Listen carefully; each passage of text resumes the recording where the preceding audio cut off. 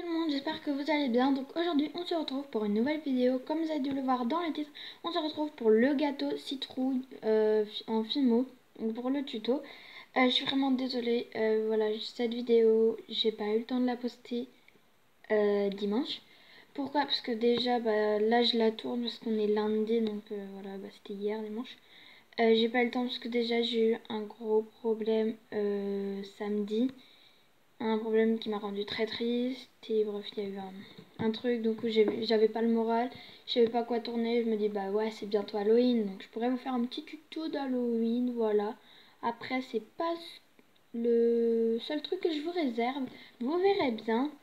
Donc allez, on va commencer avec le matériel. Donc déjà la pâte, vous aurez besoin de pâte blanche numéro 0. Ensuite de pâte noire numéro 6. Donc moi c'est de la professionnelle, mais après vous n'êtes pas obligé d'avoir la professionnelle. Ensuite vous aurez besoin de la pâte orange clémentine numéro 42. En outil, donc vous aurez besoin de bâtons donc, pour la hauteur de votre gâteau, d'un rouleau, d'un emporte-pièce. Vous aurez besoin également d'un outil comme ça. Donc là ce sera pour faire, c'est une aiguille pour faire les formes de la citrouille. Après si vous voulez vous pouvez vous servir pour la texture. Donc pour la texture aussi, voilà, un scalpel. Vous aurez besoin de lames. Donc moi j'ai des lames pour décoller. Après il y a elle pour couper la pâte. Donc dans chaque petit tas de couleurs. Et il y a l'autre plus flexible que j'ai qui c'est caché. Voilà, donc pour décoller souvent sur le plan de travail. Allez, c'est parti, on commence. On va commencer avec la pâte blanche. Donc voilà, on a fait une boule qu'on va mettre les deux bâtons de deux côtés. Donc pour faire la largeur de la hauteur du bâton. Donc voilà. Après, si vous voulez votre gâteau plus gros, vous pouvez prendre un autre, mettre un autre bâton par-dessus. Et voilà, pas pour déchirer, on décolle comme ça. Ensuite, on va emporte-piécer deux ronds dedans. Et donc voilà, donc on va y mettre de côté. Et on va faire la même chose avec la pâte noire. Donc, je le précise pas, mais n'oubliez pas de nettoyer vos outils entre chaque couleur. Là pour avoir pas pour avoir du blanc qui traîne sur le noir ou inversement. Et inversement, on va en faire 3, voilà. Donc voilà, ensuite on va prendre nos 3 noirs et nos 2 blancs qu'on avait mis de côté. Si c'est pas nettoyé, s'il y a des petites traces, donc on va prendre une lingette. Déjà vous pouvez commencer par vous nettoyer les mains, voilà, parce qu'elles sont pas toujours entre chaque pareille couleur. Et on va nettoyer déjà, commencer par le blanc, hein. Voilà. Après ça va pas trop se voir, mais voilà quand même, pour avoir une pâte assez belle.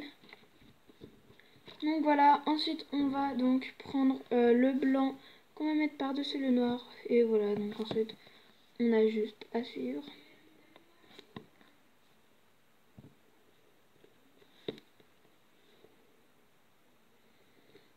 Et voilà, donc on va mettre ceci de côté. Ensuite on va récupérer notre pâte orange, on va remettre nos petits bâtons et on va l'étaler jusqu'à nous faire un gros boudin. Un gros boudin, une grosse plaque orange pour recouvrir notre bout de gâteau.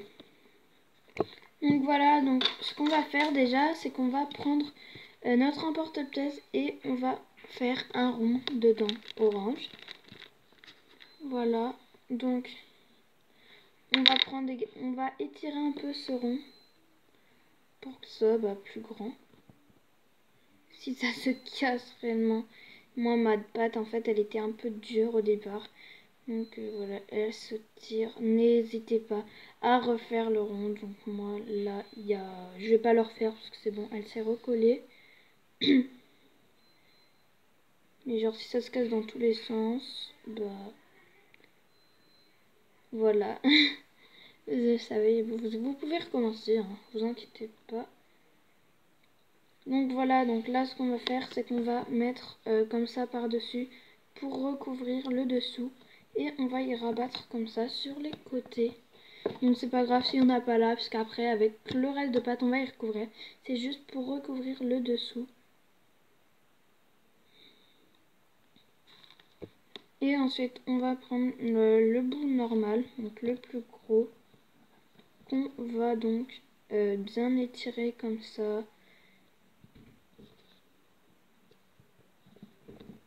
Ici le dessus, voilà, il y a quelques fissures, vous avez juste à prendre votre lingette, voilà, votre lingette vraiment, elle vous aide en beaucoup de choses. Elle aide à lisser les rebords, voilà, à faire plein de choses réellement. Et vous repassez par-dessus.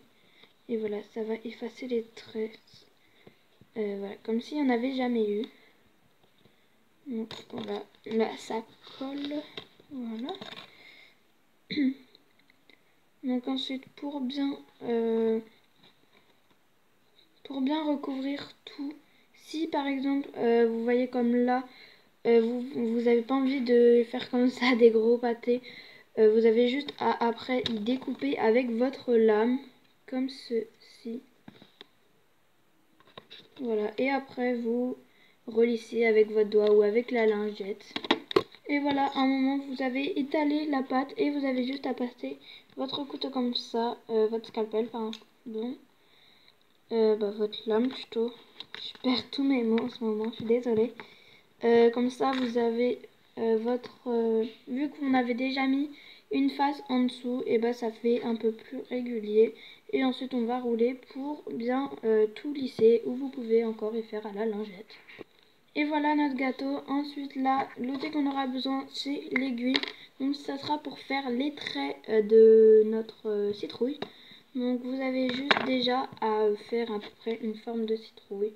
Donc on va grossir un peu le gâteau.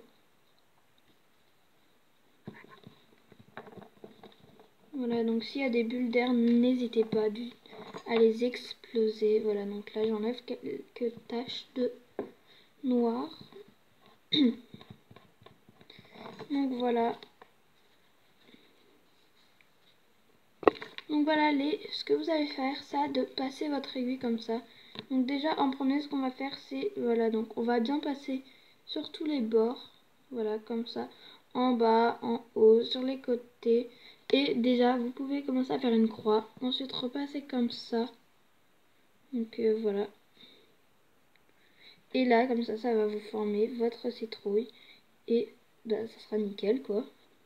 Voilà, donc là, il ne manque plus qu'à faire là.